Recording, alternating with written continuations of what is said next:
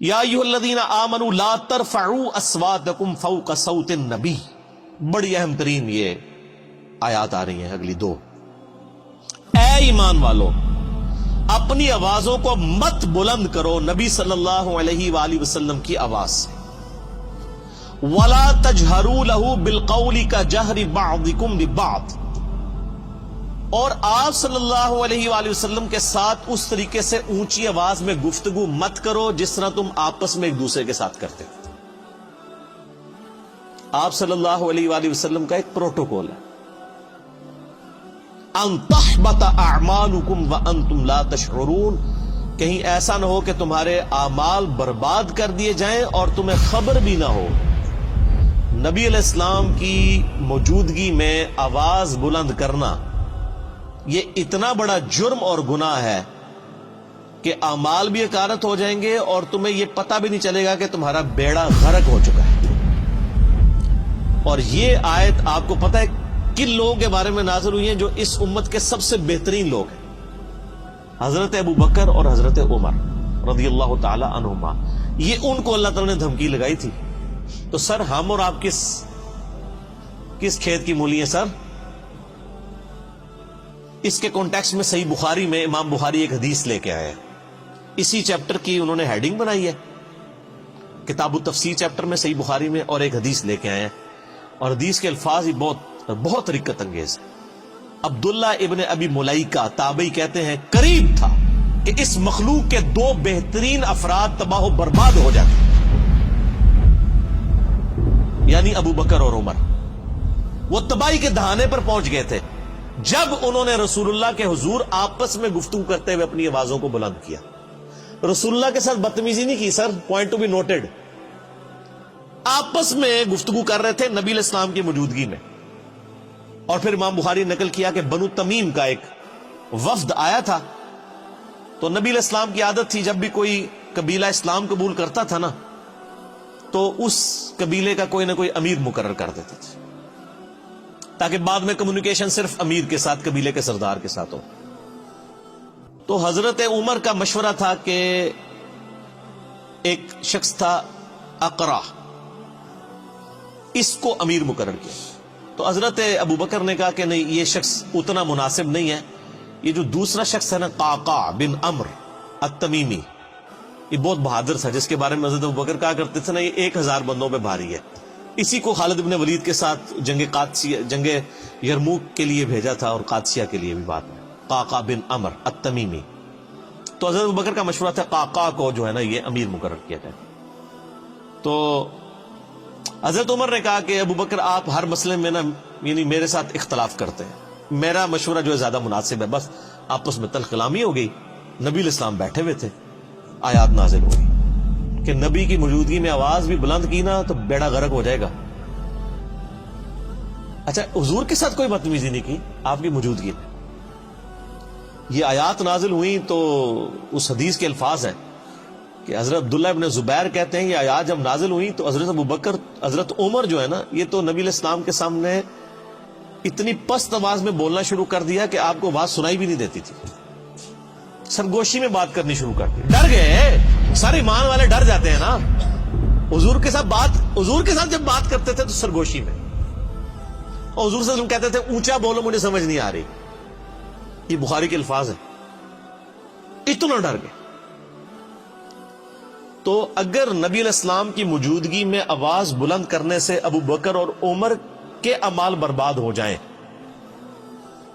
تو نبی علیہ السلام جس بات کا حکم فرما دے اس حکم کی کو مخالفت کر دے اس کا بیڑا غرق نہیں ہوگا. آج ہم کسی کو بتائیں کہ بخاری اور مسلم میں نماز کا طریقہ یہ لکھا ہے کہ نبی علیہ السلام رکوع میں جاتے وقت، رکوع سے اٹھتے وقت رفع الیدین کرتے تھے اور تم بھی اسی طریقے کے اوپر نماز پڑھو. اور وہ کہ جی میرے بابا جی یہ کہتے ہیں، میرے عالم صاحب یہ کہتے ہیں، میرے ابا جی تہنج پڑھ دینے، تو اس کے اعمال بچ جائیں گے. اگر نبی علیہ السلام کی موجودگی میں آپس میں گفتگو میں آواز بلند کرنا تباہ و برباد کر دے گا اعمال کو، اور نبی علیہ السلام جس بات کا حکم دے رہے ہیں اس سے مخالفت کرنا اس سے 1 کروڑ گنا بڑا جرم.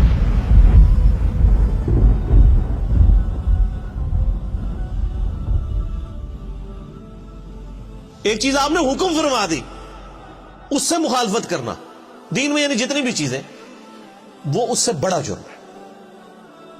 اس کے اندر امپلائڈ ہے یہ چیز. یہ نہ سمجھے کہ یہ حضرت ابوبکر عمر کے لیے اور آج جناب ہماری تو خیر ہے جو مرضی کرتے رہے, ہم نے کون سا حضور کے پاس جا کے بیٹھنا ہے کہ ہماری آواز بلند ہوگی. اسی آیت کے تحت تمام محدثین اور مفسرین لکھتے آئے کہ نبی علیہ السلام کی وفات کے بعد بھی قبر رسول کے اوپر آواز بلند کرنا اسی طریقے سے گستاخی ہے جس طرح کہ اس زمانے میں نبی علیہ السلام کی موجودگی میں. حتیٰ کہ صحیح بخاری میں موجود ہے, حضرت عمر ایک دفعہ رضی اللہ تعالیٰ عنہ مسجد نبوی میں, یعنی آپ نے دو بندوں کی گفتگو اونچی آواز سے سنی, آپ نے بلایا کدھر کے رہنے والے, وہ کہنے لگے ہم طائف سے ہیں. ان کا اگر تم مدینے کے ہوتے نا تو تمہاری کٹ لگاتا میں ادھر کہ تم رسول اللہ کی مسجد میں اپنی آواز کو بلند کر رہے ہو. یعنی اتنا احترام کروایا جاتا تھا کیونکہ نبی علیہ السلام کی قبر مبارک بھی بالکل مسجد کے ساتھ ایڈجسٹنٹ, حجرہ عائشہ سلام اللہ علیہا. اسی لیے تمام مفسرین ایون ابن کثیر کو اٹھا کے دیکھیں, اسی آیت کے تحت انہوں نے لکھا ہے کہ یہ نہ سمجھے کوئی کہ نبی علیہ السلام جب تک دنیا میں موجود ہے, نہیں, آج بھی قبر رسول پہ کوئی شخص اپنی آواز بلند نہیں کر سکتا. اور آپ کو حیران کن بات بتاؤں, یہ سورۃ الحجرات کی آیات روضہ شریف کے اوپر آج بھی لکھی ہوئی ہیں. سر یہی دو آیات, آیت نمبر 2 اور 3, یہ لکھی ہوئی ہیں روضہ شریف کے اوپر, ایگزیکٹ جالیوں کے اوپر. جب حضرت ابوبکر عمر نے نبی علیہ السلام کے بارے میں اتنی احتیاط شروع کر دی نا, تو پھر اگلی آیات بھی نازل ہو گئی. ان الذین یغضون اصواتهم عند رسول اللہ, بے شک وہ لوگ جو اپنی آوازوں کو دھیما رکھتے ہیں رسول اللہ کی بارگاہ میں. اولئک الذین امتحن اللہ قلوبهم للتقوی, یہی وہ لوگ ہیں جن کے دلوں کو اللہ نے پرہیزگاری کے لیے چن لیا ہے.